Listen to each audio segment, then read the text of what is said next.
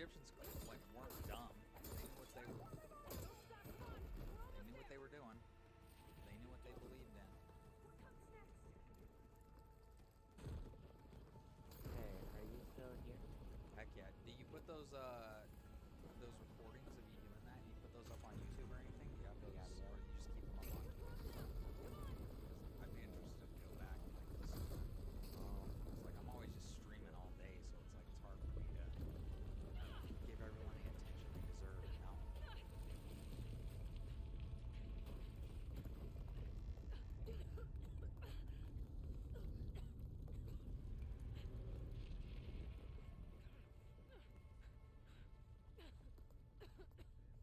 you okay?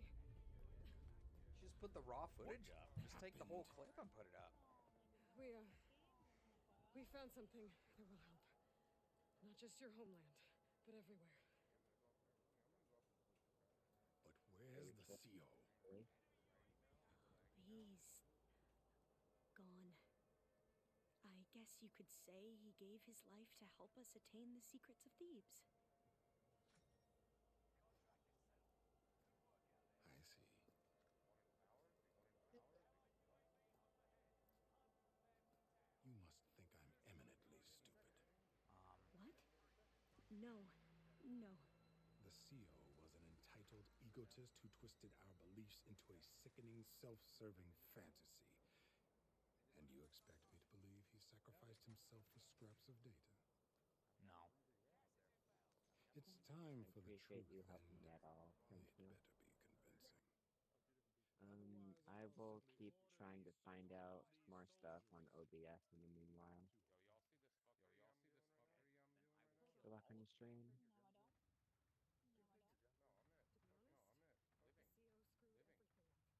To be honest, the CO screwed everything up. Thieves down around our area that got us capped. They really did. Are you going to be staying in here, or are you going to go off? Okay.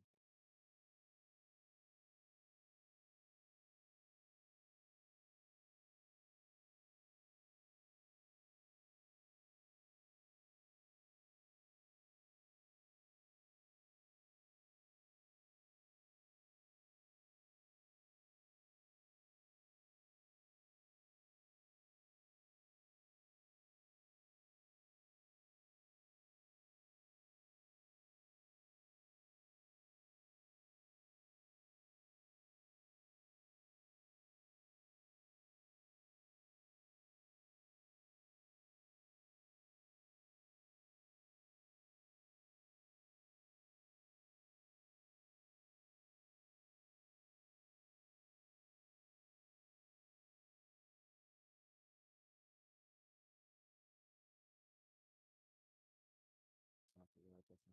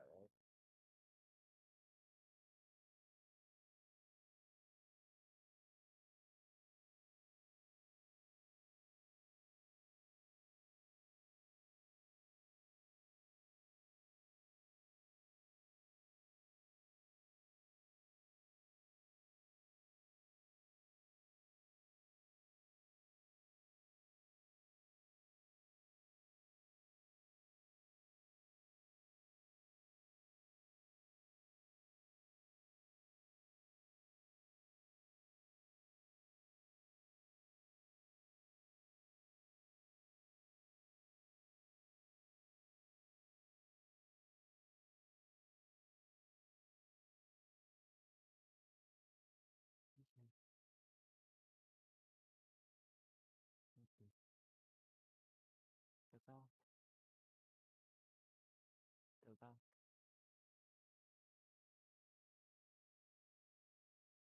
You got this.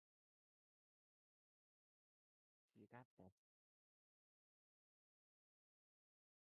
I said you got this.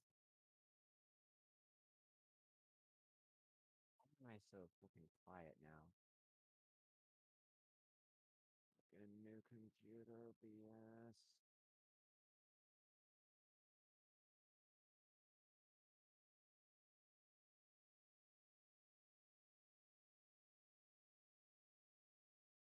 This any better?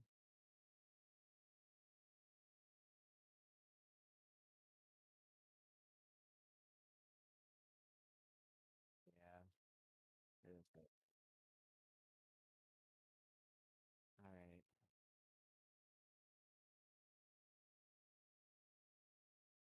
Alright. Have fun. With the people in your chat, absolutely. Yeah. I'm gonna keep tinkering here.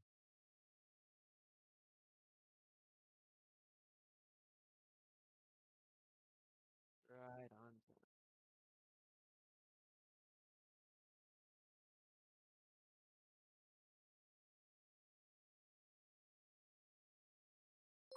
Okay.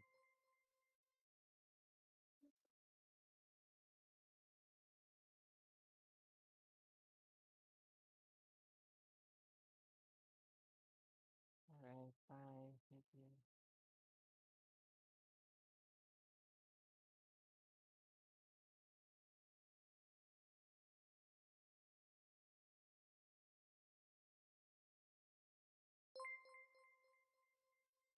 All right.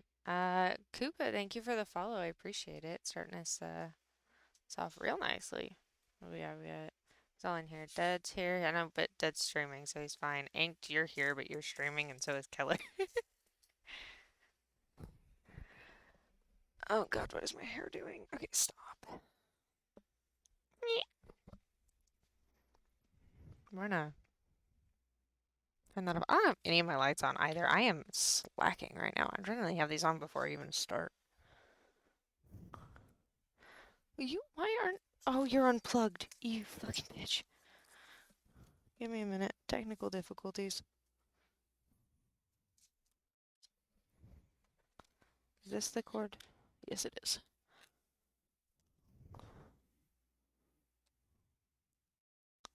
If I can find where it plugs in.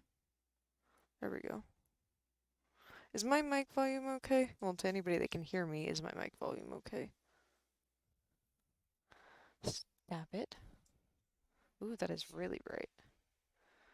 We don't need that bright. There we go. What is going on with my eyeballs? I need to clean my glasses too.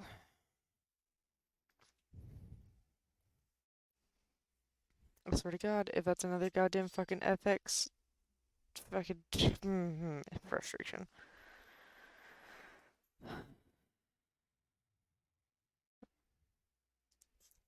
Light up stripper pole. Oh my fucking, what is up with my goddamn...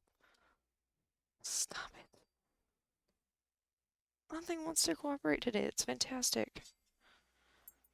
Okay. So we're starting Egyptian mythology today because I did finish up Norse last week. So this should be fun. And yes, I know it's Tuesday, and I generally do mythology on Monday, but I just wasn't feeling it yesterday, and I didn't have anything together anyways. So we're doing this shit today, so it should be fun.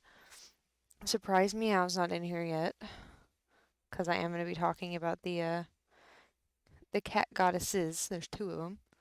One for basically domestic house cats, and the other one for the big cats. She comes in, she comes in. Not. She's gonna miss out. Oh, that's better. Okay, I can see! Alright. So, we are going to start. It's gonna, like, a lot of this is gonna be me reading, but, like, feel free to make commentary and everything. I love Freaking last week was fucking dumb as shit because people making commentary couldn't stop laughing like the entire time. So we're gonna start. We're gonna start with the creation of the world according to Egyptian mythology, and then depending on how long that takes, we're gonna go over the After that, we're gonna go over the family tree, and then start getting into some of the gods and goddesses, and see how far we get in that before the end of stream today. Creation of the world. Well, okay, we're gonna start with a little background. Human existence was understood by the Egyptians as only a small segment of an eternal journey, presided over and orchestrated by supernatural forces in the forms of many deities, which comprised the Egyptian pantheon. One's earthly life was not, however, simply a prologue to something greater, but was a part of the entire journey. The Egyptian concept of an afterlife was a mirror. Oh, hi, Shadow. Was a mirror world of one's life on Earth, specifically one's life in Egypt. And one needed to live that life well if one hoped to enjoy the rest of one's eternal journey. The creation of the world. To the Egyptians, the journey began with the oh my god. Hold on, we're gonna move this. I can move my chat, but I don't wanna like be staring off into the void over there. We're gonna move my chat over here so I can actually see it without having to turn my head. We're gonna put it on that side. Okay. To the Egyptians, the journey began with the creation of the world and the universe out of darkness and swirling chaos. Once there was nothing but endless dark water without form or purpose. Existing within this void was Heka, who awaited the moment of creation. Out of this watery silence rose the primordial hill known as the Benben, upon which stood the great god Autumn, or in some versions of the myth, Ptah.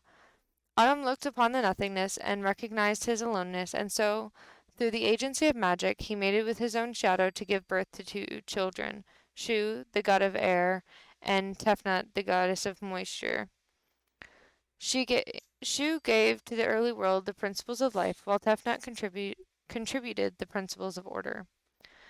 Leaving their father in the Benben, they set out to establish the world. In time, Autumn became concerned because his children were gone so long, and so removed his eye and sent it in search of them. While his eye was gone, Autumn sat alone on the hill in the midst of chaos and contemplated eternity. Shu and Tefnut returned with the eye of Atum,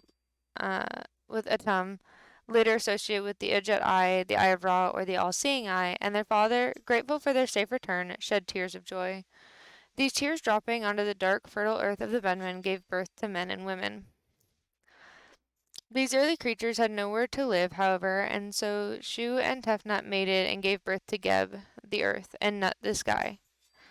Geb and Nut, though brother and sister, fell deeply in love and were inseparable. Autumn found their behavior unacceptable and pushed Nut away from Geb high up into the heavens. The two lovers were forever able to see each other, but were no longer able to touch. Nut was already pregnant by Geb, however, and eventually gave birth to Osiris, Isis, Set, Nephthys, and Horus, the five Egyptian gods most often recognized as the earliest, or at least the most familiar representation of older god figures. Osiris showed himself a thoughtful and judicious god, and was given rule of the world by Atum, who then went off to attend to his own affairs. Alright, and that's just how everything started. Osiris and Set. Osiris administrated the world efficiently, co-ruling with his sister wife Isis, and decided where the trees would best grow and the water flow most sweetly. He created the land of Egypt in perfection, with the Nile River providing for the needs of the people. In all things, he acted in accordance with the principle of Ma'at, which means harmony, and honored his father and siblings by keeping all things in a harmonious balance. His brother Set became envious of the creation, however, and also of Osiris's power and glory. He had his brother's exact measurements taken in secret, and then ordered an elaborate chest created an elaborate chest created precisely to those specifications. When the chest was completed, Set threw a great banquet to which he invited Osiris and 72 others. At the end of the party, he offered the great chest as a gift to the one who could best fit inside it. Osiris, of course, fit perfectly, and once he was inside the coffin, Set slammed the lid on tight and threw it into the Nile River. He then told everyone that Osiris was dead and assumed the rule of the world. Isis refused to believe that her husband was dead and went searching for him. Finally, finding the coffin beside a tree at Byblos, the people of the land were glad to help her retrieve the coffin from the tree, and for this Isis blessed them. As they later became the principal exporters of papyrus in Egypt, it is thought this detail was added by a scribe to honor the city which was so important to the writer's trade. She brought the body back to Egypt and set about gathering the herbs and making the potions which would bring Osiris back to life, leaving her sister Nephthys to guard over the place where she had hidden the body. During this time, Set began to worry that Isis might locate Osiris's body and find a way to bring him back to life, as she was very powerful and knowledgeable in these matters. Upon finding her gone, he asked Nephthys where she was, and when the goddess answered, he knew she was lying. He was able to get from her where Osiris's body was hidden and went there, tearing the coffin open and cutting the body into 42 pieces. He then flung the fragments of Osiris all over the land of Egypt so that Isis would never be able to find them, and this accomplished, returned to his palace to rule. When Isis returned and found the coffin destroyed and the body gone, she fell to her knees in despair and wept. Nephthys, feeling guilty for having betrayed her secret, told Isis what happened and offered to help her find the parts of Osiris. The two sisters then began searching the land for Osiris's parts. Wherever they found a body part, they would bury it on the spot and build a shrine to protect it from Set. In this way, the 42 provinces of Egypt were established by the two goddesses. They finally assembled all of the body parts. I'm still gonna have to read that. This part. Oh, God.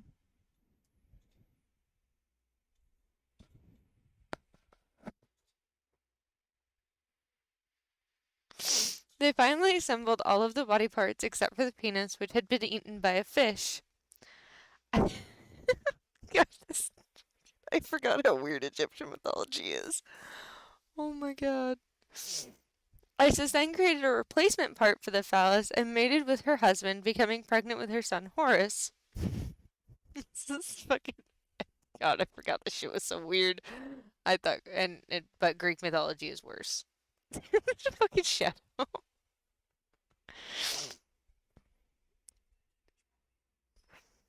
Greek mythology is like 10 times worse, though. Like, realistically.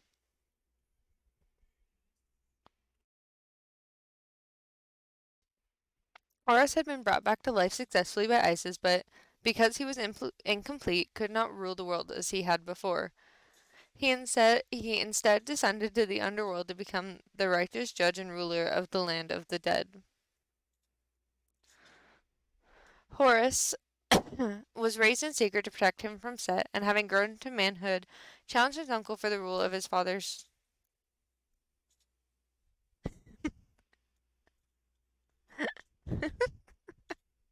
Well, according to Egyptian mythology, humans were created from the teardrops of Atum. So, I guess it just kind of depends on what you believe in.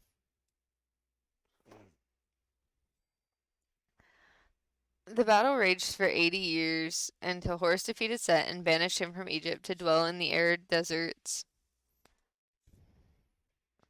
Horus then ruled with his mother Isis and aunt Nephthys as his counselors, and harmony was again restored to the land. The importance of Mat.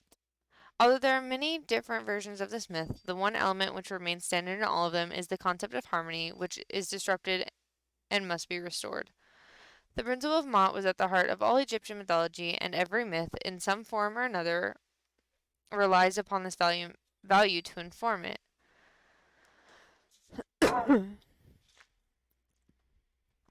The historian Joe Camille writes, storytelling played an important part in the lives of the ancient Egyptians.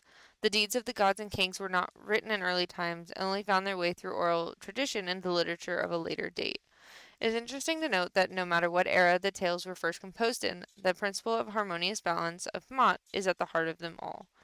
Everything in the universe was thought to be maintained in a constant balance without a terminus, and as human beings were part of that universe, they too participated in this eternal balance.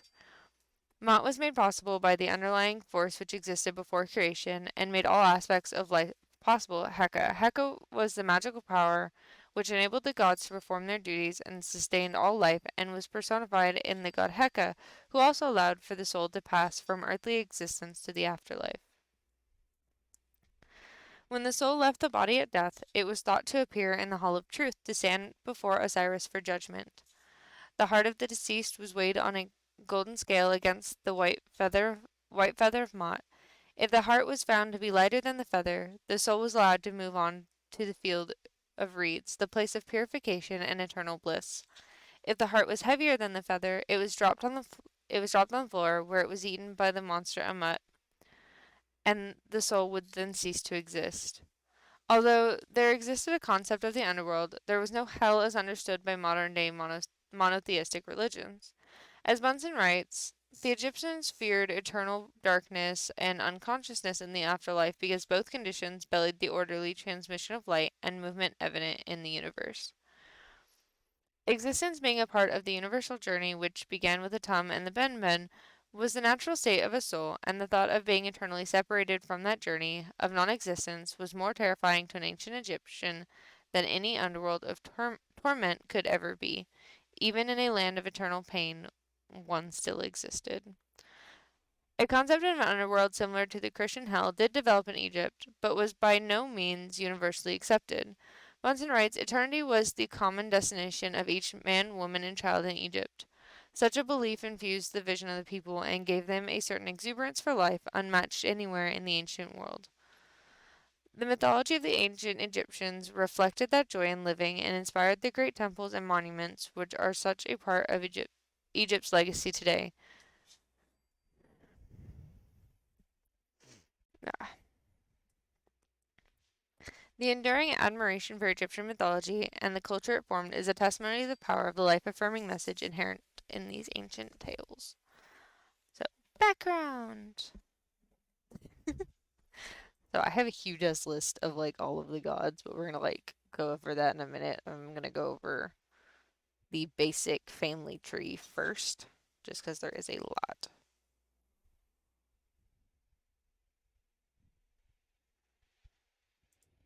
It's a lot. Lot. I'm gonna check something real quick though.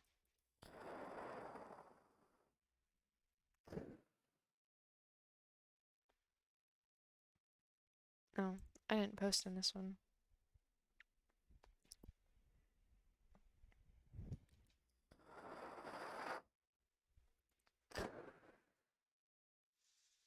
Okay.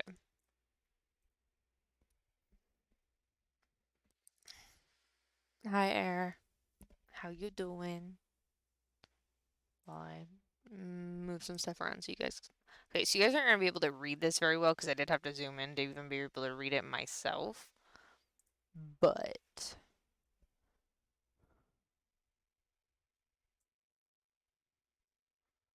I am going to go window capture. Ooh. You guys cannot see that very well.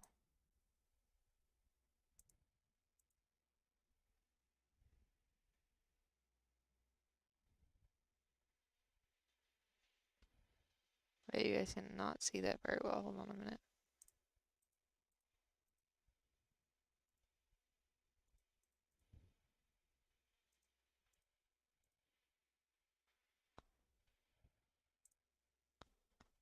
I'm gonna do display capture instead. Ooh, not that one. There we go. Doing alright. I'm gonna drop this underneath the... There we go. Haha! That works. Okay. Doing alright. Trying to freaking figure this out because I forget, like, the window capture, like, it works with games really well. It doesn't not work with, this very well.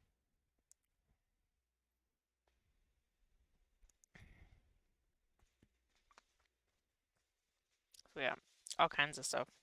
So I can't really see the colors very well here. Apparently somebody was impregnated via tainted lettuce. Okay.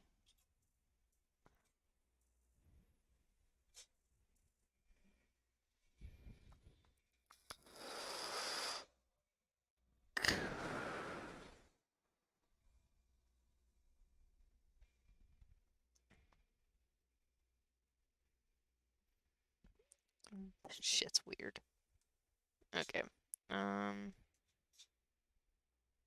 gonna drag this over here so you guys can't see that. Hold on.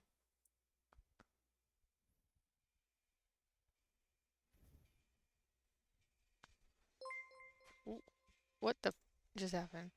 Oh. Hi Slayer, thank you for the follow. I appreciate it.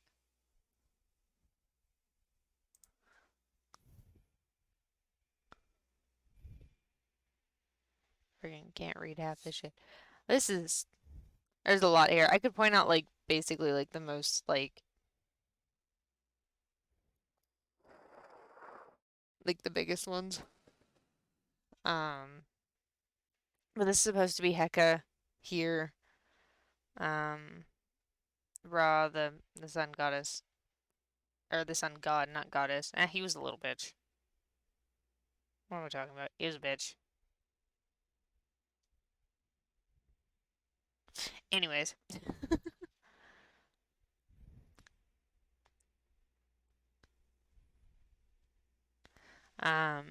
We got Atum and Shu and Tefnut. Like this, oh, hi!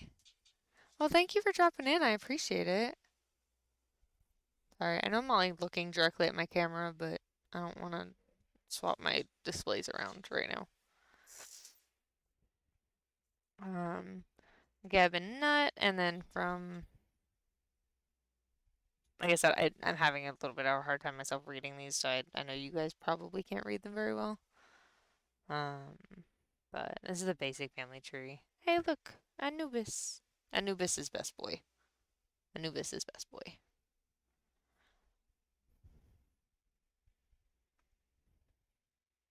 I have no idea what's going on here, but I'm not gonna question it. I know somebody got pregnant via tainted lettuce. I'm not entirely sure like which one that is, but somebody got pregnant via tainted lettuce.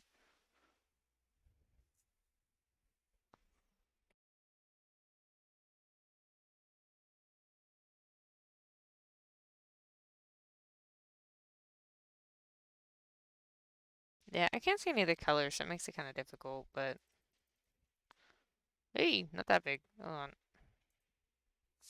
There we go. Okay. That's fine. Da da da dum. But I don't know. It's not a whole lot to read. Honestly, the most oh god, no, not that one. Hold on. Well, actually, no, I'm gonna need that one in a minute. This also doesn't give an accurate representation of what they look like. That's why I have this one. This is a better representation of what they all look like based on like actual hieroglyphs. You got all of them, these are the main ones. Really, they aren't like all of the gods and goddesses because there are a lot, as evidenced by this goddamn list. There's so many here. We're not going to go over all of them today by any means, but we are going to go over at least some of them. I want to try and get to at least Bestet by the end of my stream, though I should be able to get through more. But the Egyptian family tree is weird. And you guys get a Google search with me. Hold on.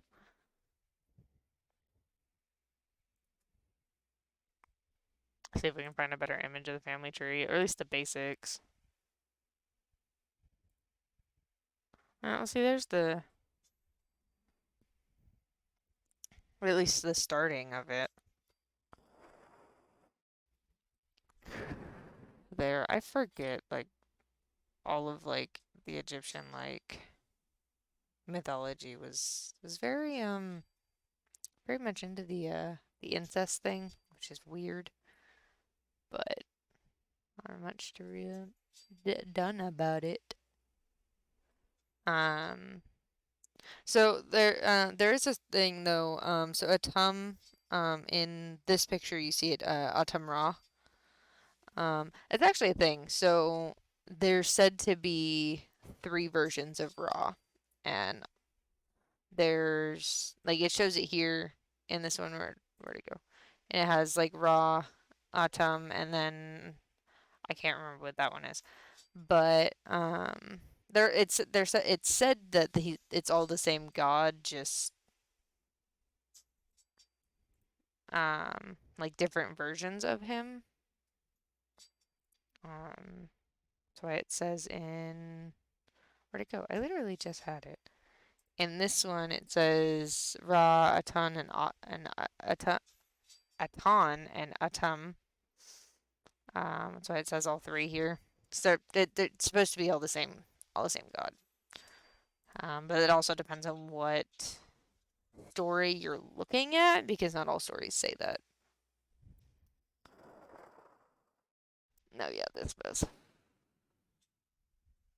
Heka is also known as Nundo. And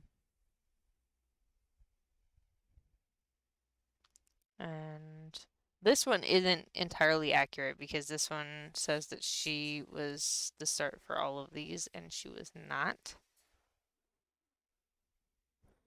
But it's a little bit of a better representation. It's kind of hard to find like an accurate one, or at least one that you can actually read.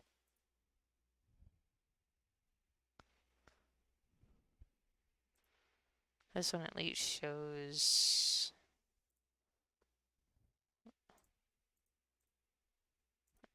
We're gonna have to zoom in. Give me a second. So it shows them a little bit better. I mean, this is a little bit more accurate, but they're missing pictures for Geb and Nut. The Earth and the Sky, respectively. But it is a little bit more accurate on the rest of it. This is not correct. This is not the same deity. This right here, however, like specifically is not correct, because Ra is not the same as Horus. They're not, and like these 3 are not the same by any means.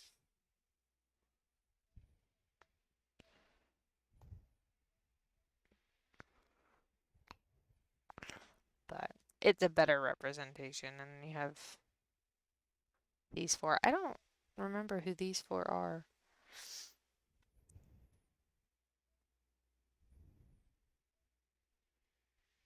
A lot of them have animal heads, though, which makes all of it all the more weird when it comes to like the shit they're into. But hey, times were different back then. Everything was weird. Oh, hold on. We are going to go back to just chatting. You guys don't need to see that.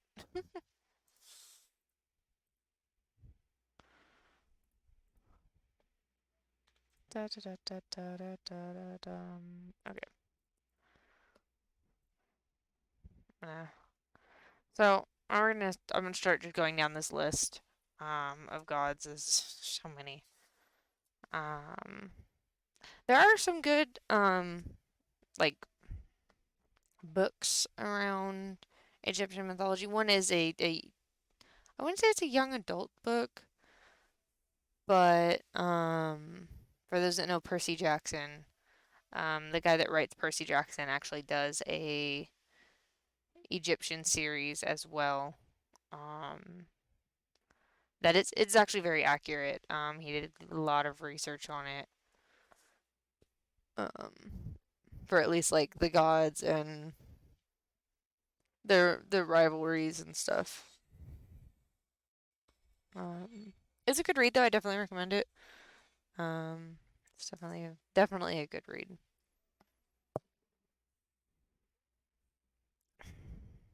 This is definitely a mythology though that isn't widely like put into anything really. Like it's not really talked about unless like for like very specific historic um like purposes.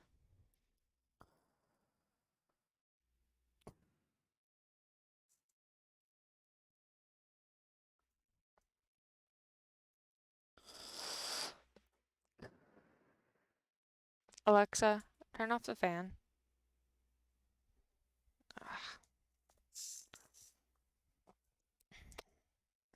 All right.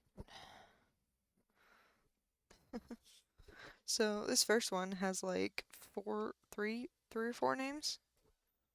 It's quite literally just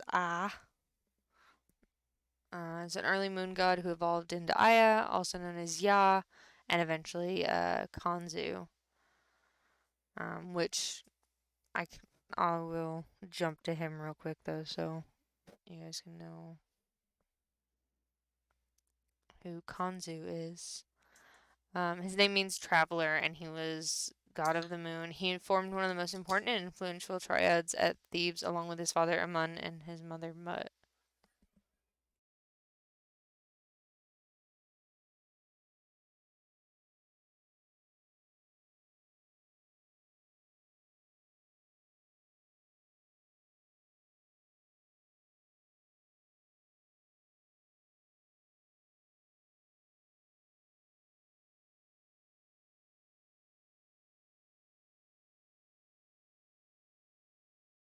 He's depicted as a mummy holding the crook and flail with a uraeus and moon disk on his head. Kanzu replaced the earlier god Montu as son of Mut and also took on his protective qualities. By the time of the New Kingdom, he was extremely popular and worshipped as the greatest among the gods after Amun. He was associated with healing, and images of Kanzu were believed to have miraculous abilities to heal the sick instantly. Which, you know, it's a little bit far-fetched. But back then, whatever made him happy, realistically. Next is a Ken, who isn't actually a god. It's what's the Greek equivalent?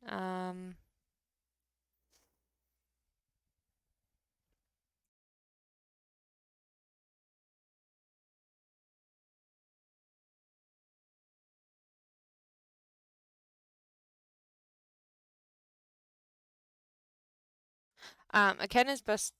Hi, Kali. Thank you for the lurk. I appreciate it. Chiron. That's what it is. Hi, Zara. Thank you. I hope that work goes well. I appreciate you dropping in. So Aken can be best attributed. Chiron. Okay.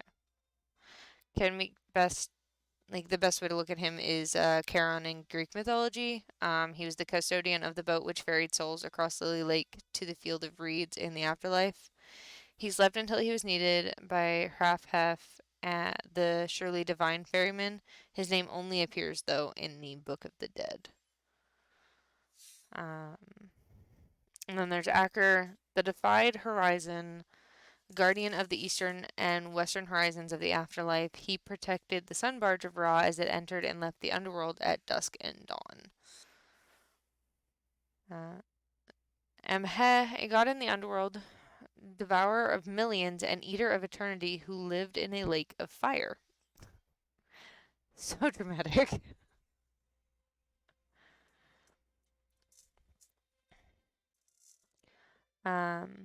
Menet, a goddess who welcomed the dead to the afterlife with food and drink. Known as She of the West, Amenet was the consort of the divine ferryman. She lived in a tree near the gates of the underworld. She was the daughter of Hathor and Horus. Then there's Amit or Amut, depending on translation, because it does get a little weird. Ammut was the devourer of souls. She was a goddess with the head of a crocodile, torso of a leopard, and hindquarters of a hippo. She was thick. She sat beneath the scales of justice in the hall of truth in the afterlife and devoured the hearts of those souls which were not justified by Osiris. Sarah, thank you for the biddies. I appreciate it.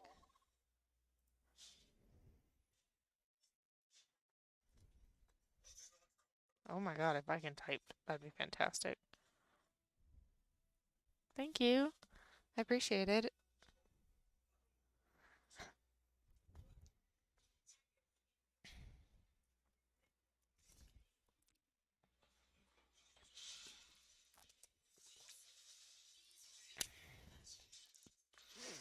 And there's Amun or Amun Ra, god of the sun and air.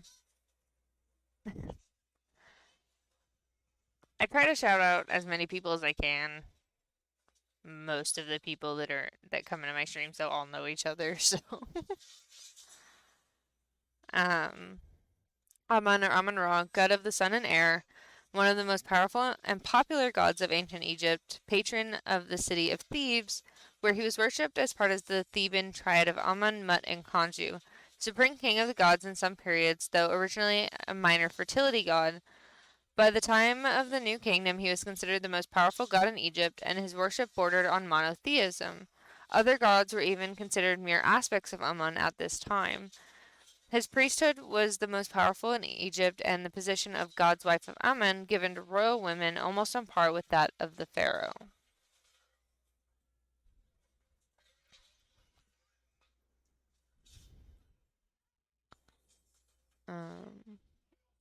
And then there's Amenhotep, which is the son of Hapu. He's a god of healing and wisdom, along with English.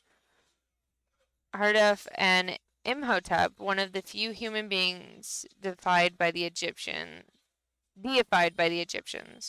He was the royal architect of Amenhotep III. He was considered so wise that after death he became deified. He had a major temple in western Thebes and a healing center at Deir el-Bahri. Amenet, the female counterpart of Amun, member of the Ogdod. Then there's Anat, goddess of fertility, sexuality, love, and war. She was originally from Syria or Canaan. In some texts, she is referred to as the mother of the gods, while in others, she is a virgin, and in still others, sensuous and erotic, described as the most beautiful goddess. In one version of the contendings of Horus and Set, she is given as a consort to Set at the suggestion of the goddess Neith, often equated with Aphrodite of Greek, Astarte of Phoenicia, Inanna of Mesopotamia, and Saska of the Hittites. And there's Anta, an aspect of the mother goddess Mut, worshipped at Tanis as the consort of Amun. Enjedi, early god of fertility associated with the city of Busiris. His name means he is from Anja, associated with the, wait, hold on, what symbol is that? Hold on, if it's gonna show me symbols, I need to know what symbol this is. Closest measure. Fuck off. Okay, so this is the symbol that it's talking about. It's a Jed symbol. He eventually was absorbed by Osiris, and his name became associated with that deity. The Jed is an ancient symbol for stability. Stability should be understood to mean not only a firm footing, but immutability and permanence. Nice. Okay. Back to this. And back to just chatting. Oh, okay. That's fine. I can stay that way. And then there's Anhur, also known as Anurus by the Greeks, god of war and patron of the Egyptian army. I'm going to jump to Anurus though, because that's where it's referenced. Anurus, he was a god of war and hunting. His name means he who brings back the distant one, which is a reference to a story about his retrieval of the Eye of Ra from Nubia. In this tale, the Eye of Ra goes forth from Egypt and transforms itself. This eye just goes and fucks off, apparently. Transforms itself into a lion. Honorius hunts the lion, captures it, and returns it to Ra, where it transforms into the goddess Mekhet, who then becomes it. This motherfucker, who then becomes his consort. This story is an example of the distant goddess motive in which the Eye of Ra departs from the sun god and then is returned or returns itself, bringing transformation. Honorius was considered as a son of Ra and associated with the god Shu. His image as Anhur appeared on the banners of the Egyptian army as he led them to war, protected them in battle, and brought them safely home. He was the patron god of the Egyptian army and of hunters. And back up. Where the hell was I? Okay. And then there's Anket. She's the goddess of fertility and the cataract of the Nile River at Aswan.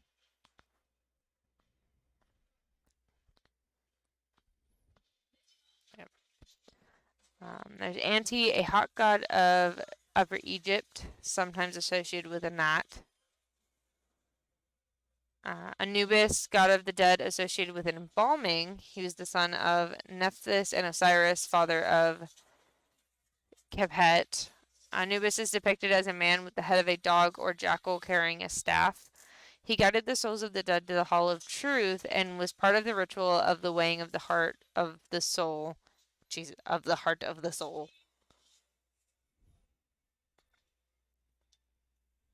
Jesus Christ. In the afterlife. He was probably the original god of the dead before that role was given to Osiris, at which time he was made Osiris's son. Then there's Anuke, a war goddess originally and one of the oldest deities of Egypt, sometimes consort of Anhur, god of war. She came to be associated with Nephthys and to a lesser degree Isis, and is referred to in some texts as their younger sister. Early depictions show her in battle dress with bow and arrow, but she was transformed into a mother goddess and nurturing figure. The Greeks associated her with Hestia. Epidemic, a war god depicted as a lion, originally thought to be from Nubia. Apep, or Apophis. Apep, the celestial serpent, assaulted the sun barrage of Ra every night as it made its way through the underworld toward the dawn. Gods and the justified dead. Hold on. Gods and the justified dead would help Ra fend the serpent off. The ritual known as overthrowing of Apophis. Hi, Darbu. Was performed in temples to help the gods and departed souls protect the barge and ensure the coming of the day. Apis, the divine bull worshipped at Memphis as an incarnation of the god Ptah, one of the earliest gods of ancient Egypt depicted on the Narmer palette. The Apis cult was one of the most important and long-lived in the history of Egyptian culture. High inked. Fucking weirdo.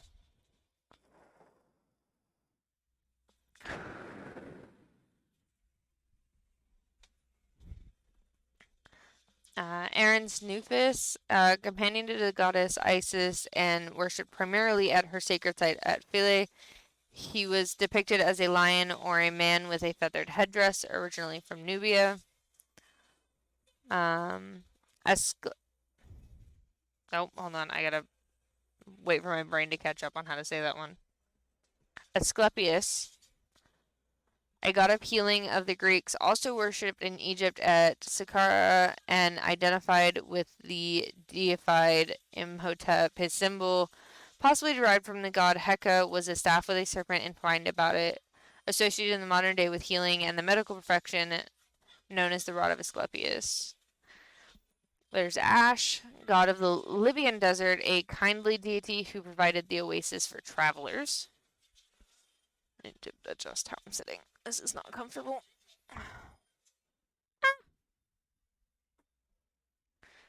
Astarte, a Phoenician goddess of fertility and sexuality, often closely equated with Aphrodite of the Greeks. Inanna, Ishtar/Istar of Mesopotamia, and Soska of the Hittites, referred to as Queen of Heaven. In Egyptian mythology, she is given as a consort to Set, along with Anat by the goddess Neith. Aten, the sun disk, originally a sun deity who was elevated by Pharaoh Akhenaten to the position of sole god, creator of the universe. Autumn, or Ra, the sun god, supreme lord of the gods, first god of the Ennead tribunal of 9 gods, creator of the universe and human beings. Autumn is the first divine being who stands on the primordial mound in the midst of chaos and draws on the magical forces of Heka to create all the other gods, human beings, and life on earth. Off, or Efu Ra, is just an aspect of Autumn. That's all the A's. Most of that, they're all like associated with like other names, and so it's, or there's not a whole lot about them. Getting into the B's. There's Baal, storm god originally from Phoenicia. His name means Lord, and his was a major, and he was a major deity in Canaan, only worshipped in Canaan, only worshipped in Egypt in the later period of the New Kingdom. Balat Gabal.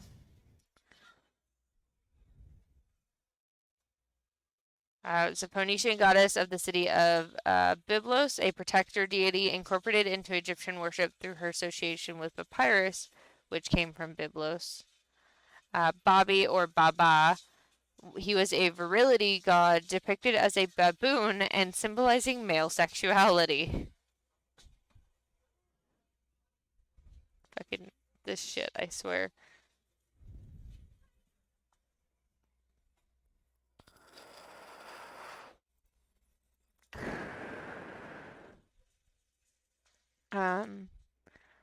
Benebjet, I don't know. I'm probably saying that wrong, but that's okay. A fertility slash virility god who appears as a ram or a man with a ram's head, associated with the city of Mendes. Eventually, it was another name for Osiris. Bapef, god of terror, specifically spiritual terror. His name translates as that soul. He lived in the house of woe in the afterlife and was known to afflict the king of Egypt. He was never worshipped with a temple, but a cult of Bapef existed to help appease the god and protect the king. Where's me? I'm gonna save that one. Hold on. I'm gonna go pop into somebody's chat real fast and see where Meow is.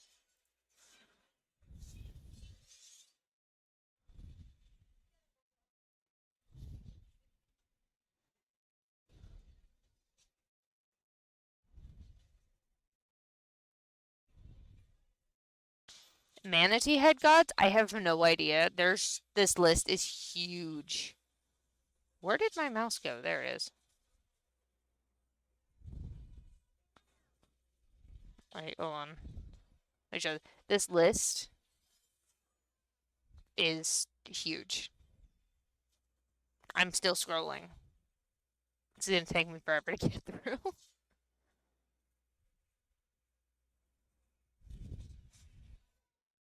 There's still more. There we go. There's so many.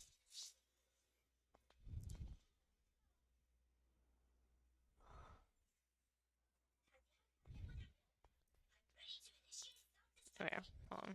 Wait. Just checking. There we go, back to there.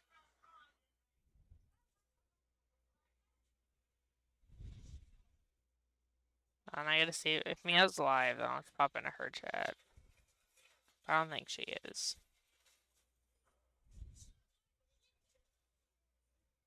pretty sure she's not. Not entirely sure, however, so I'm just gonna minimize that and pull up the Egyptian gods back up. I'm gonna hold on to it, see if she pops up. Might check my phone to see if she's live or not. She wanted this. She wanted to hear about Bastet, and she's not even here for it.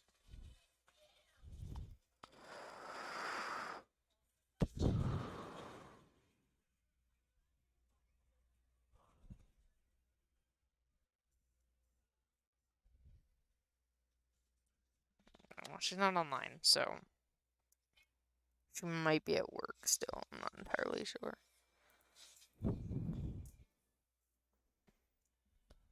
But so I guess I'll just hold on to that and wait to talk about Bastet and see if Meow shows up. If not, I'll just wait till next week.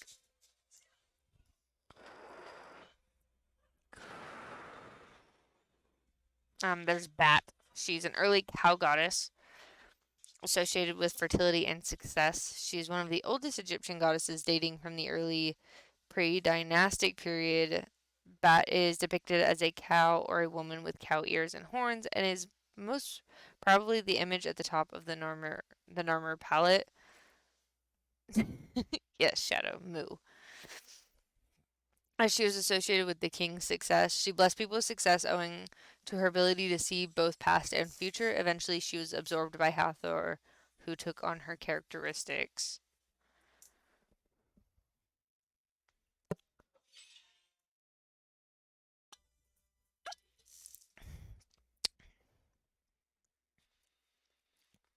Hold on.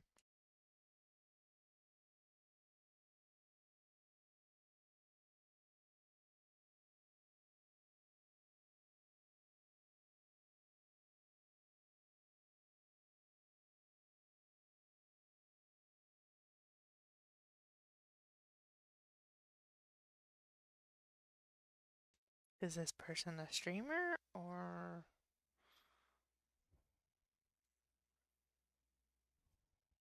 Oh no, it's a fucking graphic designer. And we get Bennu, an avian deity better known as the Bennu bird, the divine bird of creation and inspiration for the Greek phoenix. The Bennu bird was closely associated with Autumn, Ra, and Osiris. It was present at the dawn of creation as an aspect of Autumn Ra, which flew over the primordial waters and woke creation with its cry.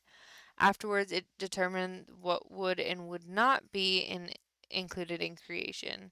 It was associated with Osiris to the imagery of rebirth, as the bird was closely connected to the sun, which died each night and rose again the next morning.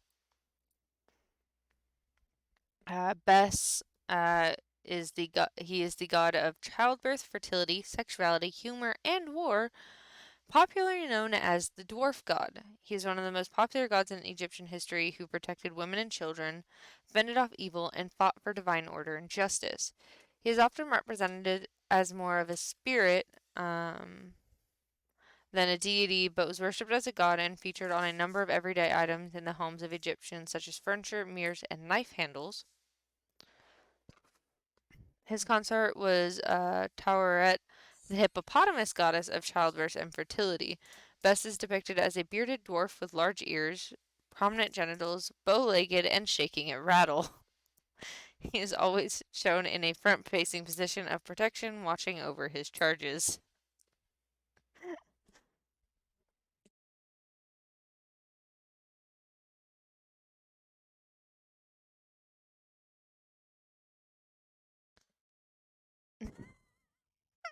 God damn it, Darbu.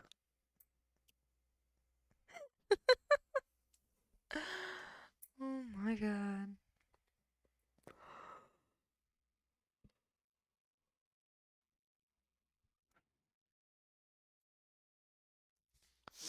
And there's Beset, the female aspect of Bes, invoked in ceremonial magic as a protective god. Bes also fended off dark magic, ghost spirits, and demons. His feminine aspect was called on to combat these forces. And there's Bacchus, aspect of the Ka, or life force slash astral self of the god Montu in the form of a live bull, depicted as a bull running. And there's cavern deities, a group of nameless gods who live in caverns in the underworld and punish the wicked and help the souls of the justified dead. They are mentioned in spell 168 of the Egyptian Book of the Dead and are represented as serpents or serpent-like. The spell is properly known as the spell of the 12 caves and makes mention of offerings which should be left for them. The people of Egypt would leave bowls of offerings by caves for them. And there's the celestial ferryman, he who looks behind him, the surly boatman who ferried the souls of the justified dead across Lily Lake to the shores of paradise in the field of reeds. Half was rude and unpleasant, and the soul had to find some way to be courteous in response in order to reach paradise. Half is depicted as a man in a boat with his head facing behind him. Hold on, I gotta stretch out my legs here.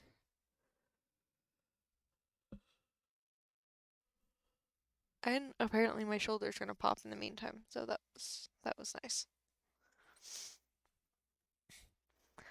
Alright, then we got the Dun, a protector god of resources, specifically of goods coming from Nubia, originally a Nubian deity.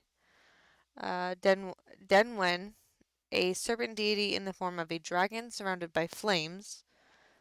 He held power over fire and was strong enough to destroy the gods. In the pyramid text, he attempts to kill all the gods with his breath is fired, but is overpowered by the spirit of the dead king who saves creation. Damatef, one of the four sons of Horus, a protector god of the canopic jar containing the stomach. He presided over the east, had the form of a jackal, and was watched over by the goddess Neith. Enid, the 9 gods worshipped at Heliopolis, who formed the tribunal in the Osiris myth: Autumn, Shu, Tefnut, Geb, Nut, Osiris, Isis, Nephthys, and Set. These 9 gods decide whether Set or Horus should rule in the story. The contendings of Horus and Set. They were known as the Great Ennead. There is also a little Ennead venerated at Heliopolis of minor deities.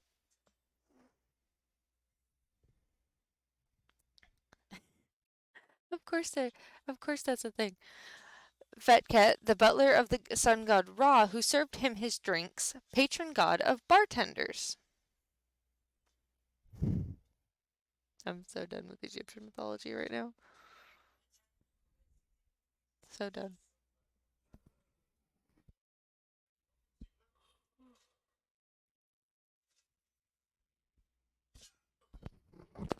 So done. Field of Offerings, a region of the afterlife devoted to Osiris, located to the west. In some inscriptions, it is synonymous with the Field of Reeds. The Field of Reeds was the Egyptian paradise in the afterlife, which the soul was admitted to after passing successfully through judgment and being justified by Osiris. It was a direct reflection of one's life on earth, where one continued to enjoy everything as before, but without sickness, disappointment, or the threat of death. Hi, Sullen. How are you doing? I really need to pull my chat back over to this screen over here.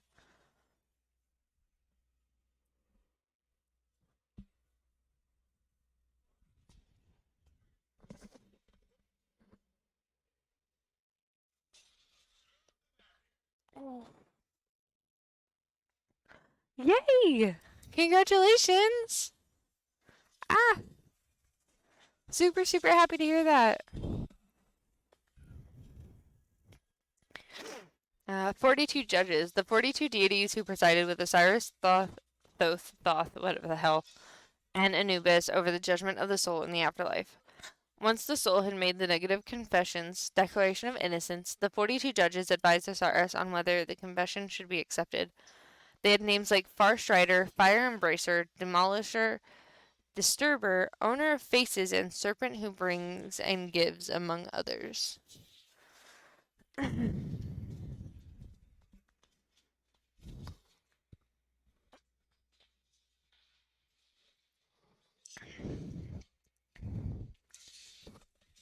Yay, that should be fun. I can't wait to see it. 4 sons of Horus. 4 deities.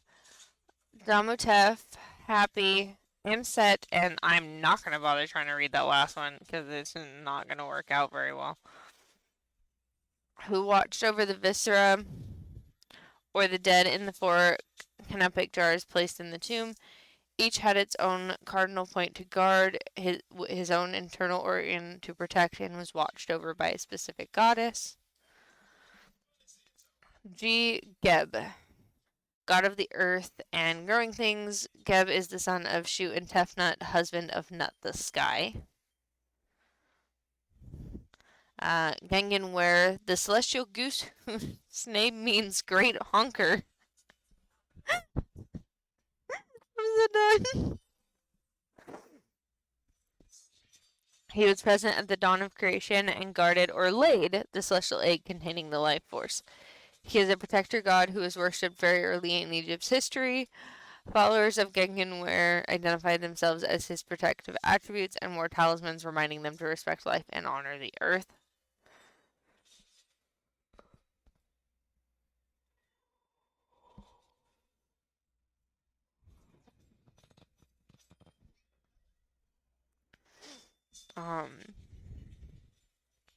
Next letter. Ha, a protector god, lord of the western deserts, also known as lord of the Libyans.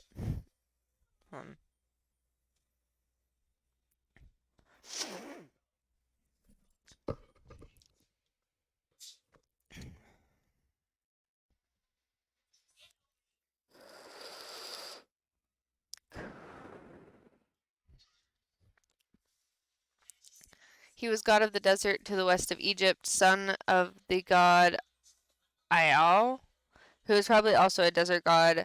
Ha provided protection from the Libyans and open oasis for travelers in the desert, depicted as a strong young man with the sign of the desert over his head. Happy, a fertility god, god of the Nile, silt. I can't read, apparently, even with my glasses on today. Jesus. God of the Nile, silt, and associated with the inundation which caused the river to overflow its banks and deposit the rich earth which the farmers relied on for their crops. Happy was a very ancient god whose name may have originally been derived from the river and who was a personification of the river at flood. He is depicted as a man with large breasts and belly signifying fertility and success. Now, mind you, that's happy with an I at the end, not a Y. It's HAPI, because there is another one that is HAPY. Also, or wait, no, hold on. Or are they the same thing? Generally the same thing. It's just spelled different depending on where. Also known as Happy, a protector god, one of the 4 sons of Horus who protected the canopic jar holding the lungs. He presided over the north, had the form of a baboon, and was watched over by Nephthys. Yeah. That shit's weird, not real. Alright, like...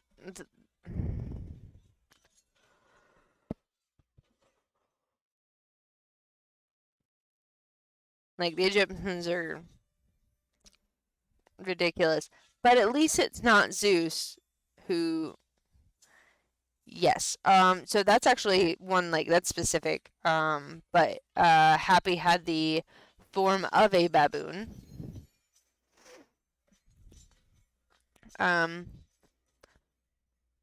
Hardadef, the son of King Khufu, who wrote a book known as Instruction in Wisdom. The work was so brilliant it was...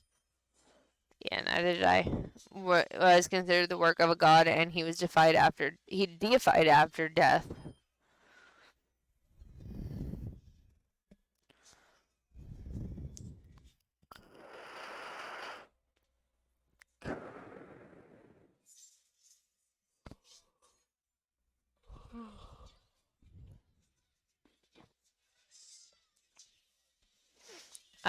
Harl Horus, the Greek name for the sky aspect of Horus the Elder, also known as Horus the Great, who appeared in the earthly realm as a falcon.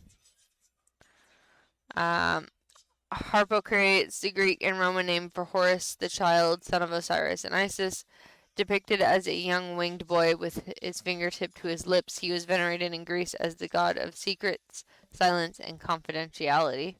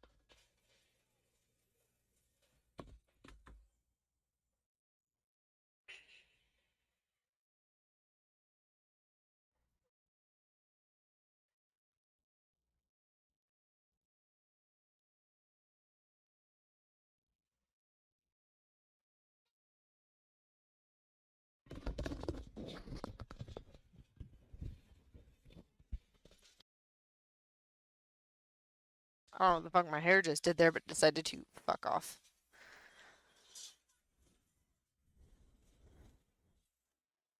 Hi, Crypt. How are you doing?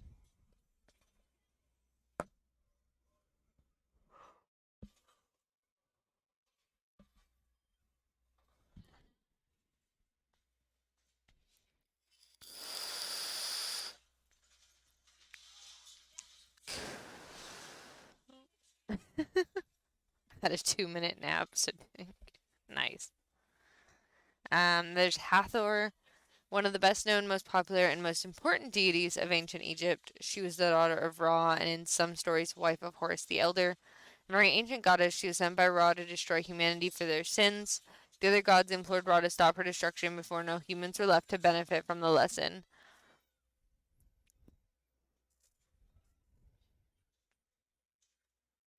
Ra then had a vat of beer dyed red to resemble blood and placed at Dendera, which Hathor in her bloodlust drank. She fell asleep and woke as a benevolent goddess who is a friend to all. She is the patron goddess of joy, inspiration, celebration, love, women, women's health, childbirth, and drunkenness. One of her names is the Lady of Drunkenness. She was thought to live in sycamore trees and so was also known as the Lady of the Sycamore. In the afterlife, she helped guide the souls of the dead toward paradise and was one of the deities aboard the sun barge of Ra who defended it from a pet. She's further associated with gratitude and a thankful heart. The Greeks associated her with Aphrodite. She's depicted as a cow or a woman with a cow's head and evolved from the earlier goddess Bat. Her characteristics were later largely absorbed by Isis. Oh god, what's up with my eyesight?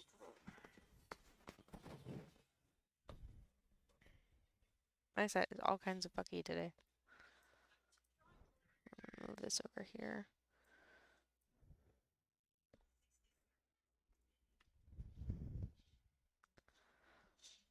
Oh, my eyesight is not having it today, making it really uncomfortable to try and read.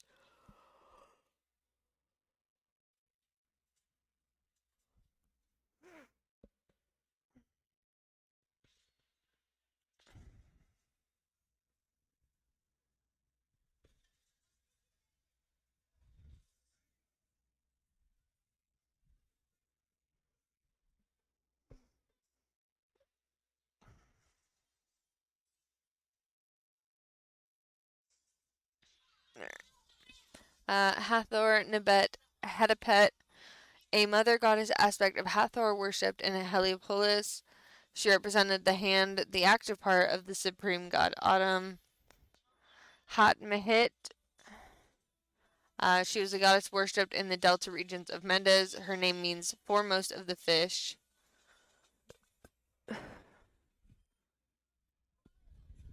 She arose from the totemic symbol of the Nome of the region around Mendes, which was a fish. Harun, a protector goddess, not goddess, god. I can't read today, apparently. What's up with my eyeballs?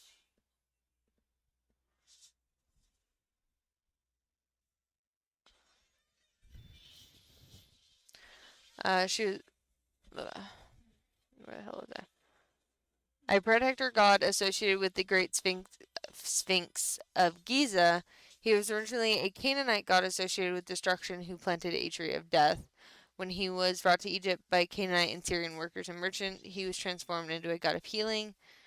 His association with the Sphinx of Giza comes from these foreign workers who believed the Sphinx represented Harun and built a shrine to their god in front of the statue. Oh, my eyeballs. He is known as the victorious herdsman for a popular spell recited in his name for protection before going hunting. We're gonna miss that. That might be the light. That might be what's bothering me. But my eyes are not having it today. Eyeballs. Yes, Shadow, I know. My English is not there. My eyes are not there either. Apparently. God damn it.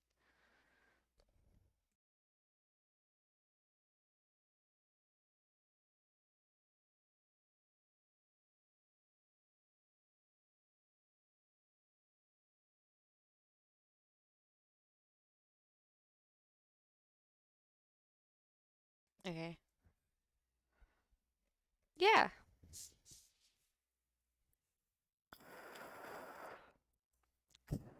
I am going to take a few minute break. My eyes, I don't know what the fuck's going on with my eyeballs, but they just don't want to work today, apparently, and it's gonna end up giving me a migraine if I don't take a break for a minute. I will be back in a few.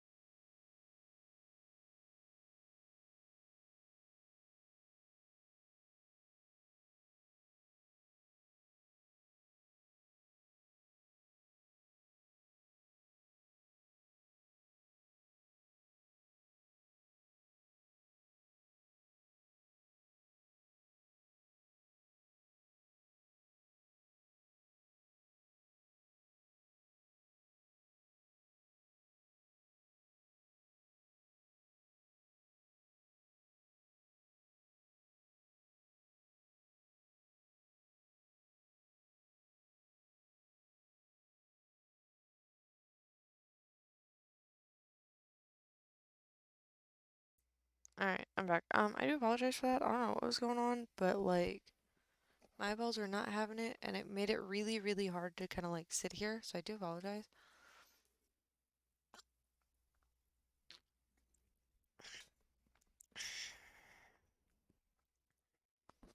Tis my bad.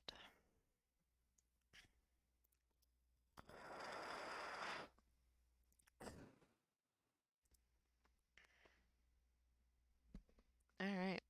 Let's see if I can put my glasses back on so I can read this. If my glasses were the issue. The hell was I? Oh, there we are. I remember where it's at.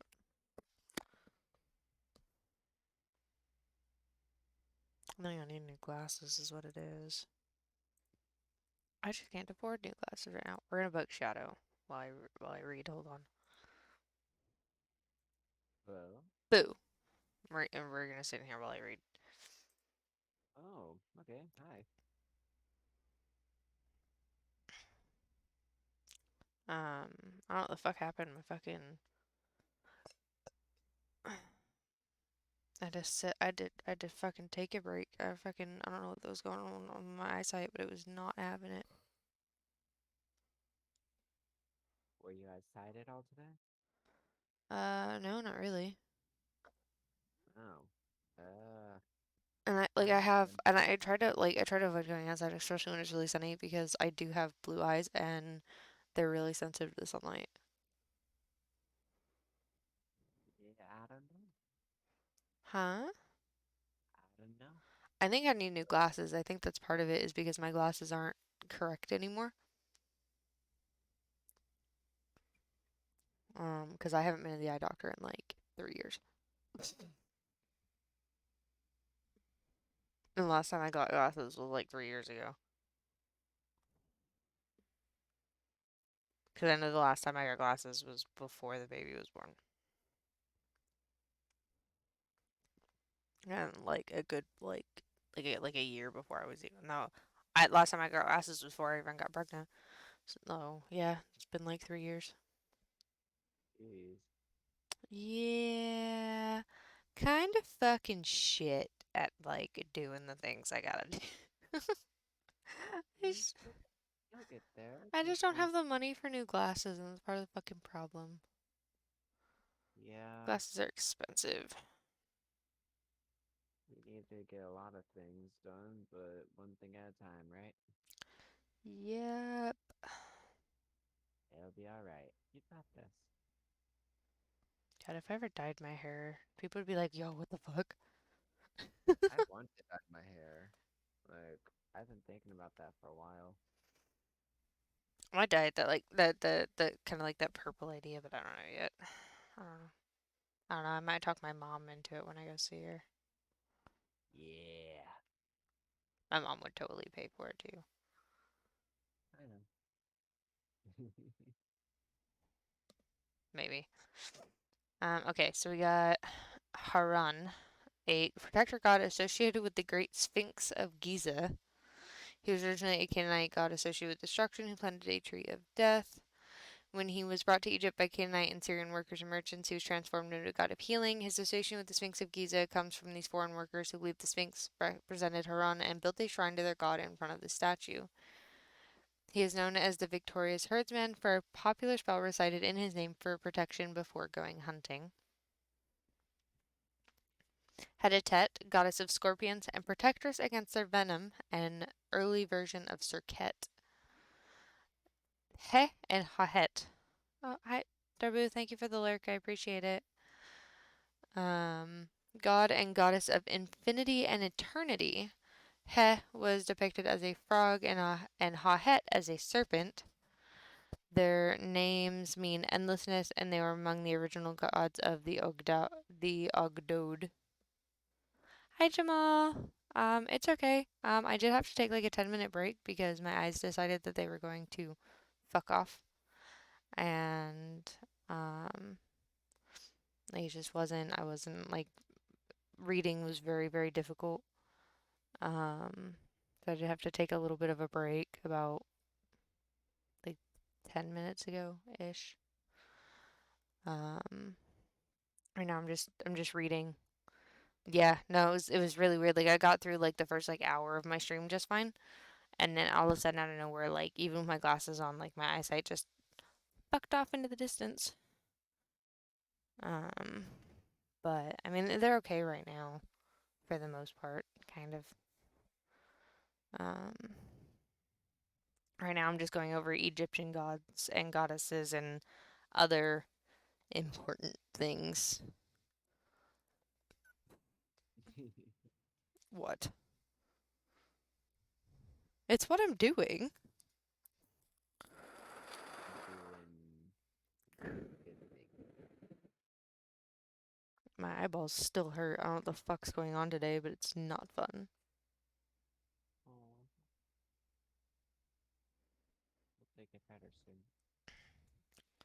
It might also just be how bright the fucking screen is. It might be part of it. I spend a lot of my time in very dim light, and so it's probably part of the problem. Oh, uh, good guys, WW, hi. Thank you for dropping in. How did you find my channel? If you don't mind me asking. And happy Tuesday to you too. Are they someone familiar to you? Nope, first time chatter. Oh, Yes. Put my reading on hold for a minute. Oh shit, GR fam, what up? Yeah, let's go. I love it when new GR fam members drop in. Love it. I haven't had a whole lot of new GR fam members drop in though as of late. Hold on a second.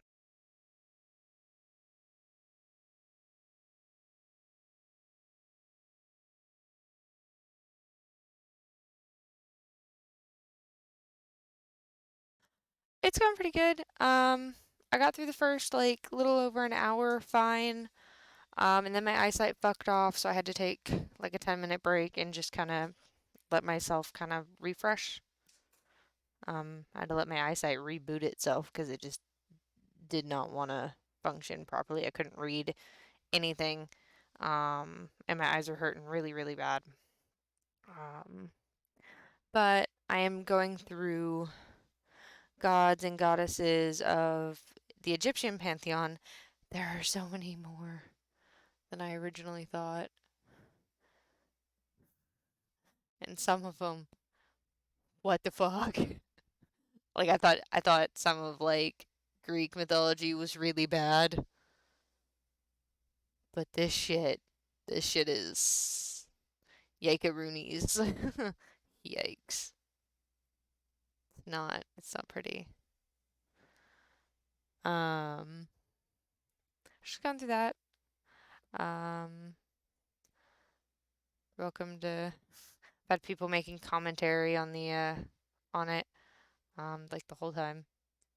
Just 'cause some of them, and my English kind of fucks off too, so people may I missay things, and so it's commentary about that too. So it's fun. Um, right now we're on Heket, who's the goddess of fertility and childbirth, depicted as a frog or a woman with the head of a frog. Why all of them had parts of animals, I will never understand. But whatever made the Egyptians happy, I guess. Um, and then we have Heret Cow, a protective goddess whose name means she who is above the spirits. She was worshipped during the period of the Old Kingdom as a life-giving spirit who also protected the souls of the dead in the afterlife. Her nurturing qualities were later absorbed by Isis. Next we have Heka, which in the beginning of my stream I explained how the universe and the world was created. This is where I started because that's where you start with Egyptian mythology is how everything began. And Heka is actually the start of everything. She's one of the oldest and or him, she, him, I don't know, depends on what you look at. Heka, one of the oldest and most important gods in ancient Egypt, he was the patron god of magic and medicine, was also the primordial source of power in the universe. He existed before the gods and was present in the act of creation, although in later myths he is seen as the son of Menhet and Khnum and part of the triad of Letopolis. He is depicted as a man carrying a staff and knife, and physicians were known as priests of Heka. Magic was an integral part of medical practice in ancient Egypt, and so Heka became an important deity for doctors. He was said to have killed two serpents and entwined them on a staff as a symbol of his power. This image, borrowed from the Sumerians, actually was passed on to the Greeks, who associated it with their god Hermes and called it the Caduceus. In the modern day, the Caduceus is frequently confused with the rod of Asclepius in iconography related to the medical profession.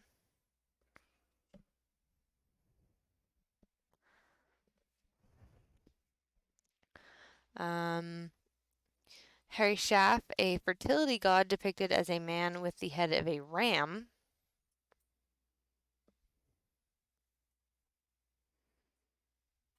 Lots of messages. Okay, I'll reply to those in a minute.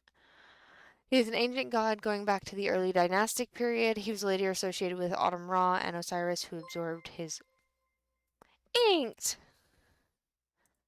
Hi, hi guys.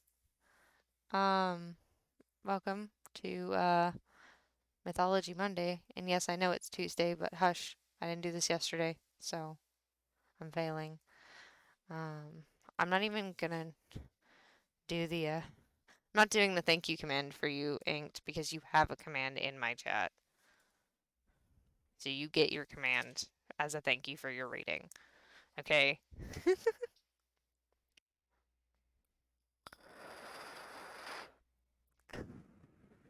But hi guys. You guys are coming in at like an odd spot. I'm in like the H's when it comes to Egyptian gods.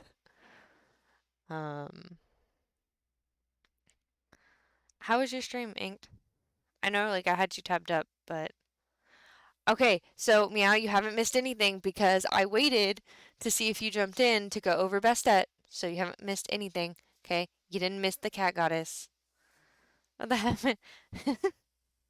um, I wasn't in the right headspace or feeling up to um Mythology Monday yesterday, and I didn't have anything together anyways, so I pushed it off. I spent most of today getting stuff together and wanting to put my head through a wall, but I did save Bestet for you. She actually has a sister. Hi, DB. Bestet actually has a sister who is so Bestet is for um Bestet is for domestic cats, and her sister is her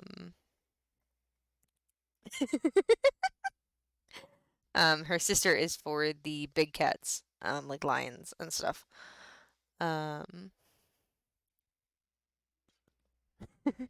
No, Bestet's sister is, oh, why can't I remember her sister's name? Hold on a second. I think it's Sekhmet, if I remember correctly.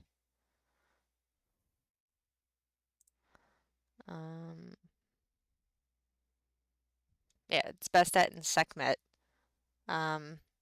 Bestet, the beautiful goddess of cats, women's secrets, childbirth, fertility, and protector of the hearth and home from evil or misfortune. She was the daughter of Ra and closely associated with Hathor. Bestet was one of the most popular deities of ancient Egypt. Men and women revered her equally and carried talismans of her cult. She had a cult. She was so universally adored that in 525 BCE, the Persians used the Egyptian devotion to Bastet to their advantage in winning the Battle of Pelusium. They painted images of Bastet on their shields and drove animals in front of their army, knowing the Egyptians would rather surrender than offend their goddess. She is depicted as a cat or a woman with a cat's head, and her major cult center was at Bubastis. I'll actually show you a better picture. I'm going to look up a picture of what she looked like. of what she would have looked like.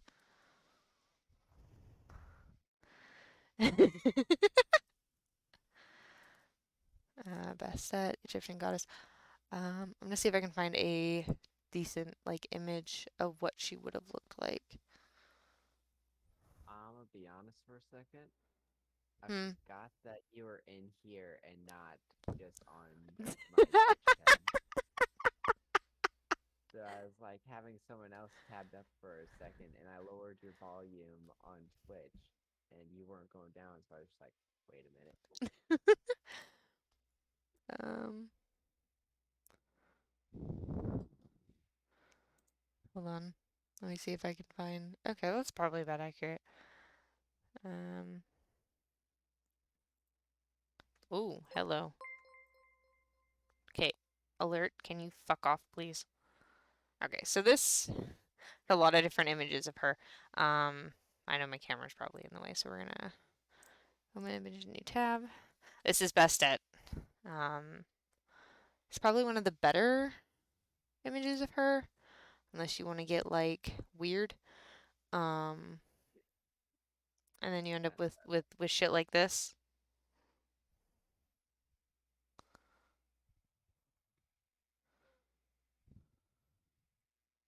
People are weird.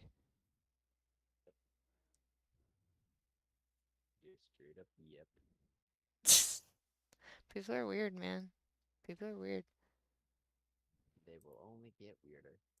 Yeah, this is true. Um, this is probably like my favorite version of her. Um, just because it's a lot more accurate. She still has the human figure. And I mean in this one she does too. It's just I it makes me uncomfortable. This one makes me uncomfortable. I have so many tabs open. This one makes me uncomfortable. But that's best at. Ah, That one makes me uncomfortable. I like the statue better.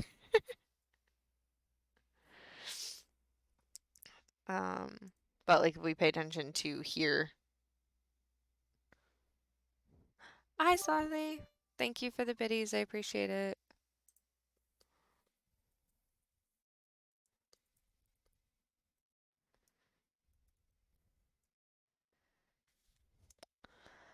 Um, and there's Sekhmet, who, or Sekhmet a male or female? I think it's female. Yeah, clothing wise, female. Okay, hold on. We're gonna switch back to just chatting for a minute. But yeah, and she's got a sister, so I'm gonna try and find that one so we can go over that one. I'm gonna drop down to S. BNMHK, thank you for the follow. I appreciate it. I gotta scroll down. Give me a minute.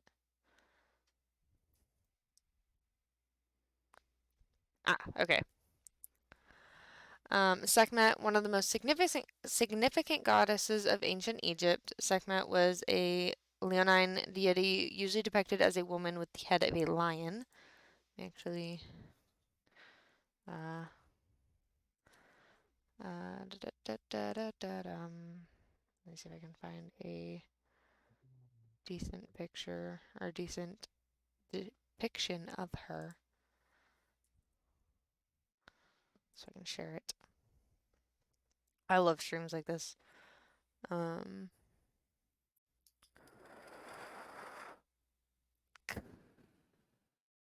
lion's head on a human body looks so strange. I mean, it's Egyptian and it looks strange anyways, but, you know, that's besides the point. Nope, wrong one. There we go. So this is Sekhmet. She's basically, she represents the big cats in a way. We go back to here. Her name means powerful and is usually interpreted as the female powerful one. She was a goddess of destruction and healing of desert winds and cool breezes. She was the daughter of Ra, who appears in one of the most important stories concerning the Eye of Ra, When Ra became tired of the sins of humanity, he sent Sekhmet to destroy them. She ravaged land until the other gods implored Ra to stop her before humans were destroyed completely. Ra had a vat of beer dyed red to attract Sekhmet's bloodlust and left it at Dendera, where she drank it and fell into a deep sleep. When she woke, she was the benevolent Hathor. Sekhmet continued to exist in her leonine form, however, and was the patron deity of the military for her powers of destruction and vengeance. She is known as the smiter of the Nubians in this regard, but she also brought natural disaster. Plagues were known as messengers of Sekhmet or slaughterers of Sekhmet. In the same way that she could bring the desert winds, she could deflect them, and the same with pestilence. Just as she had brought the plague, she could cure it, and was known as mistress of life in this capacity. She was closely associated with other Leonine deities such as Bastet, Pakhet, and was thought to be the aggressive, violent aspect of the goddess Mut. They're crazy, plain and simple. Seeing as the majority of this pantheon starts out with incest, they're all fucking insane. Plain and simple. They're all insane.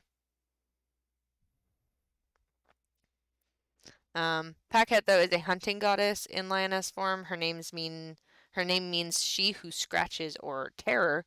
She was a consort of Horus and associated with the vengeful aspects of Sekhmet and the justice of Isis. She was thought to hunt at night and terrify her enemies.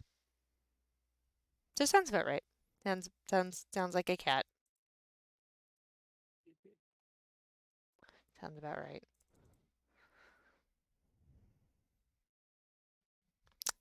Hi, Keller. Come in here and be rude. Actually, I don't even take that as an insult. So,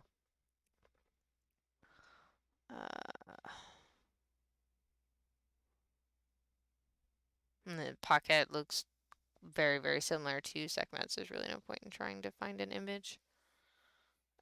How goes the stream of cats? I actually waited until Meow was in here to go over the cats. I've got stress and chill.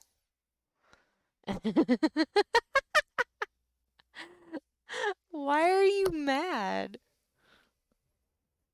Oh yeah, you have to put somebody. Otherwise you just threw a car at yourself. How do you manage to throw a car at yourself? What? See, What? the spine, straight in it. My spine was straight when I was fucking sweet.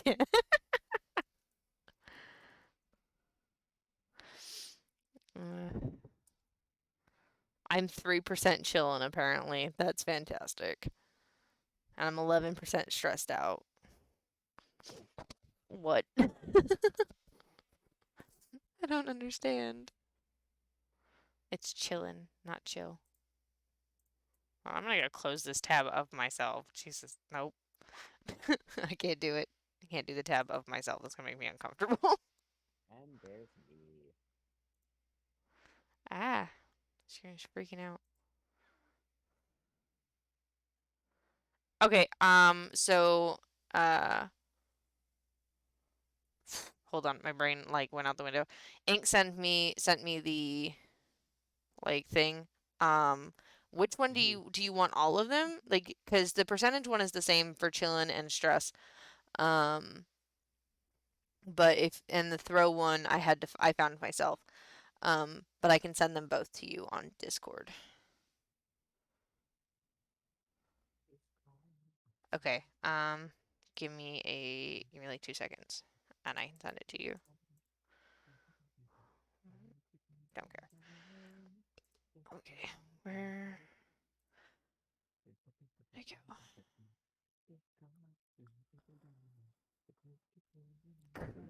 Or he texted it to me. Hold on, I can pull it up on. I'll do it right now. I'll forget if I don't do it now, so just give me a second. I'll forget if I don't do it now. I have the memory of a gnat. Custom. Apparently chilling and stressed at the same time. Oh, always. Is that right? Okay. Fuck, where'd your fucking, I forgot where the fuck your goddamn fucking server was for a minute. We're gonna do that, and then we're gonna message. Okay, so this is the percentage one. So just copy and paste it, and then add it at like, edit the just regular words. Don't touch. Hold on, we're gonna don't touch. There's just certain parts of it you don't want to touch, but you can edit is and then the ending of this.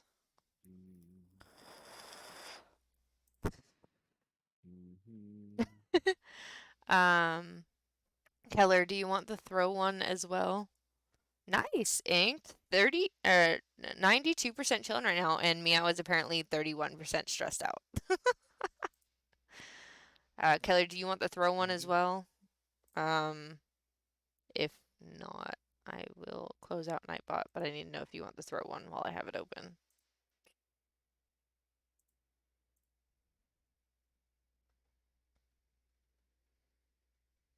Also, I can't see my chat at the moment, so I have no idea. Yeah, Nightbot does not like you in my chat, Meow.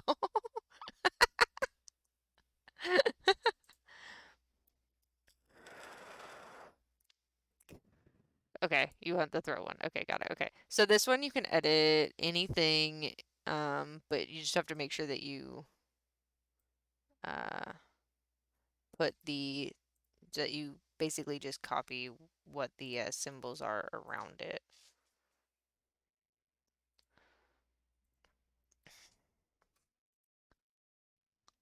Oh, what the? What the fuck did I miss? Hold on.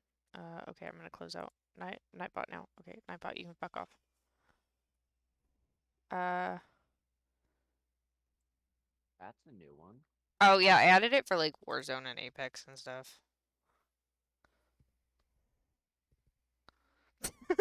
Leave. It's a thing. It's on my stream. Yeah, it's I have it as a thing. Like if you hover your mouse over my stream, it pops up on the side.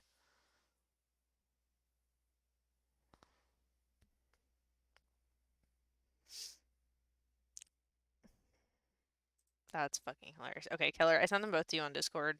The first one is for the percentages, and the second one, I'm actually gonna edit this real quick.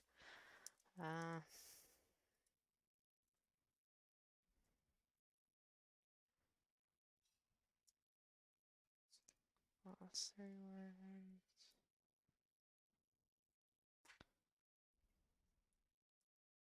If I can spell one.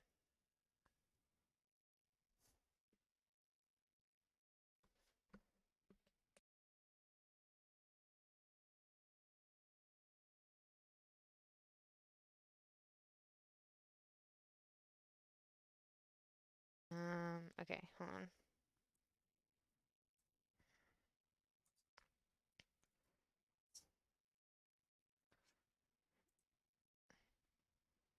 Last 3 words. Okay. And then to add things, make sure they have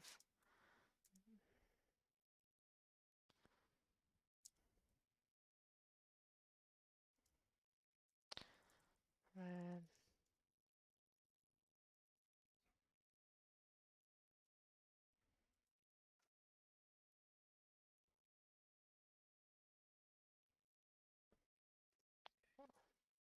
Mm,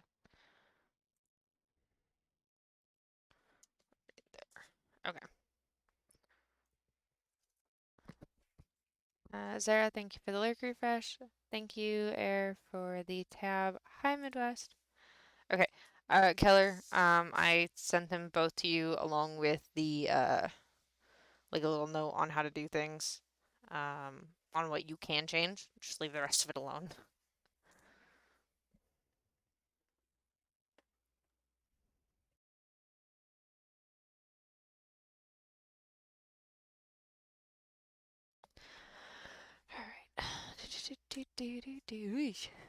Brightness. Here, fuck off, fuck off, fuck off, fuck off. Okay. That can stay there. That's fine. Scroll. Probably gonna go for about another 10 minutes because I did take a 10-minute break, so I'm probably gonna go for about another 10 minutes, and then we will raid out to somebody. I don't know. I don't even know who's online though, so to raid out to. Roser. Well, I want to see if anybody's on that's not hit affiliate yet. Let me see if I can. Okay, I've got someone. Okay. Well, not for another like 10 minutes. If they're yes, that is my Discord. It's no probe. I like the snacks. No problem. I like the snacks. Okay, this is not where I was. Where the fuck was I? Here I am. Haha! I found where I was. Haha! Okay. But if you need any other, like, assistance with that one, I got you. With those, I got you. Okay. Heset, goddess of food and drink associated with beer and enjoyment. She was an early goddess of Egypt, depicted as a cow with a tray of food on her horns and milk flowing freely from her udders. Beer was referred to as the milk of Heset. She was later absorbed into Hathor. She was part of the triad of Heliopolis, along with Mnevis and Anubis. Yeah, of course, Keller.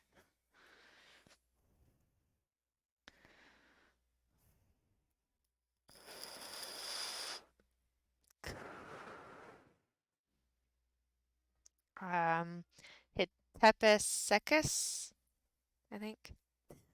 I'm not getting involved in that one. A personification of the Eye of Ra, who appears as a cobra goddess in the afterlife and destroys the enemies of Osiris. She depicted in the company of crocodiles. Horus, an early avian god who became one of the most important deities in ancient Egypt, associated with the sun, sky, and power. Horus became linked with the king of Egypt as early as the first dynasty. Although the name Horus might refer to a number of avian deities, it principally designates two: Horus the Elder, one of the first 5 gods born at the beginning of creation, and Horus the Younger, who is the son of Osiris and Isis.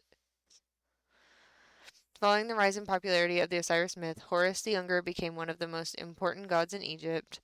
In the story, after Osiris is murdered by his brother Set, Horus is raised by his mother in the Delta swamps. When he comes of age, he battles his uncle for the kingdom and wins, restoring order to the land.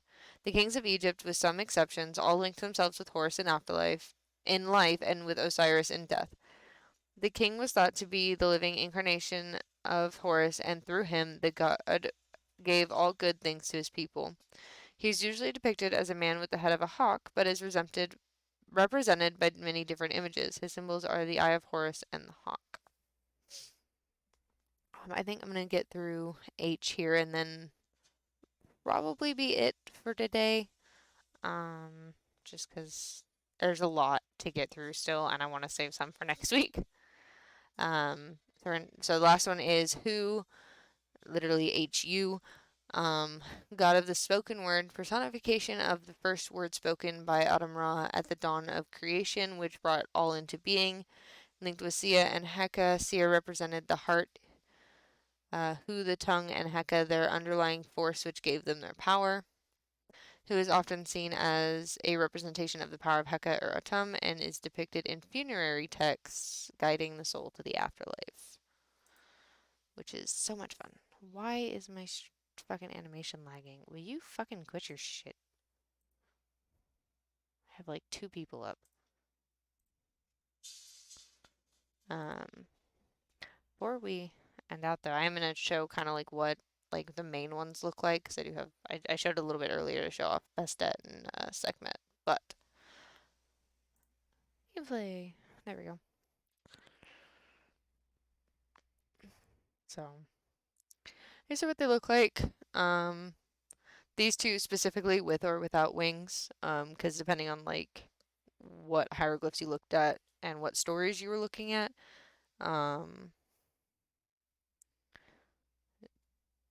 determined how they were depicted throughout Egypt.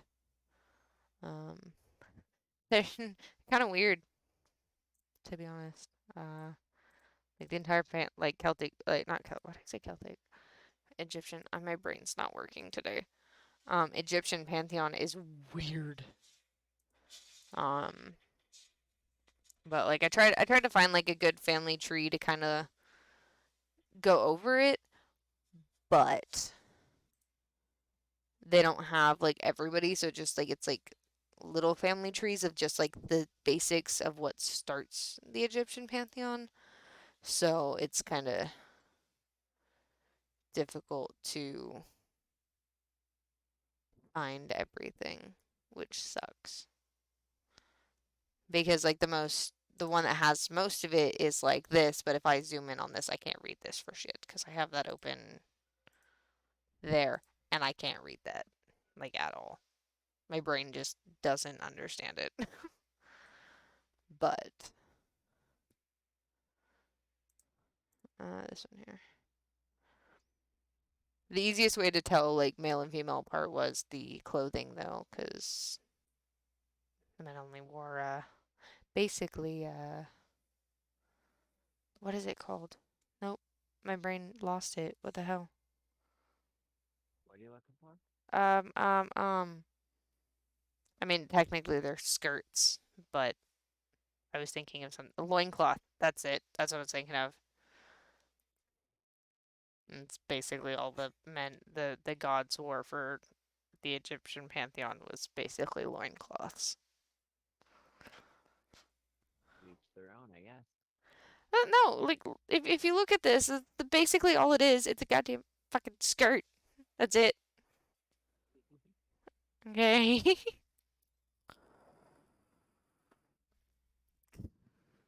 It's a fucking skirt.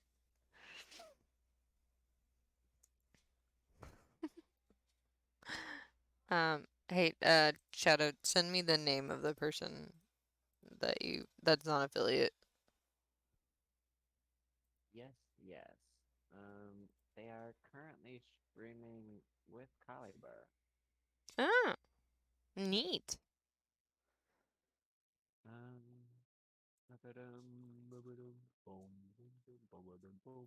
Where are you?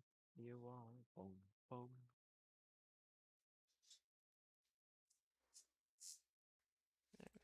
Yeah, just message me the name so I have it. Yeah, All I right. just did. Oh, Ghostly. Yeah, okay. I know Ghostly. Ghostly's cool. Okay, I gotta go back here. We are going to raid out to Ghostly, so please do stick around. See us trying to hit affiliate. Did I get that right? Okay, I did. All right. Thank you to everyone that dropped in. Thank you again, Zara and Slothy, for the biddies. I appreciate it. I might be live a little bit later to play some Oxygen Not Included or something. But otherwise, I will see you guys tomorrow. I hope everyone has a good night and love you all.